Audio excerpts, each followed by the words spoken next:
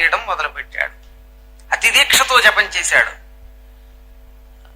1,00,000 జపం ఏకవిగిన చేసేసాట కూర్చుని వీడు దంపతగా. 3 పూట్ల లలితా సహస్రనామం నెలలాళ్ల పాటు ఉదయం 6ంటికి, మధ్యాహ్నం 12ంటికి, సాయంత్రం 6ంటికి చదివితే ఒక్క నెలలాళ్లు వాడి ఇంట్లో లక్ష్మీదేవి స్థిరంగా ఉంటుంది. భక్తితో శ్రద్ధతో విడిచిపెట్టకుండా, టైం దాటకుండా.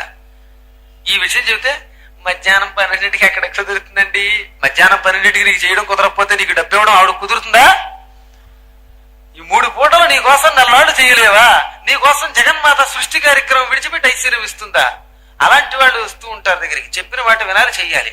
అలా చేయలేకపోతే వాళ్ళ కర్మ నీ సృష్టిలో ఎవడు బాగు చేయలేడు. ఒక్క 3 పూట్లు మన కోసం ఒక నెల చేయలేము. సినిమాకి కావాలంటే ఈ బలంగా పరిగెడతాం. 6ంటికి సినిమా అయితే పొద్దున్న 6ంటికి సిద్ధం అవుతామా? ఈ మనుషుల దగ్గర ఉండే దిక్కుమాలిన చేష్టలు ఇదన్నమాట.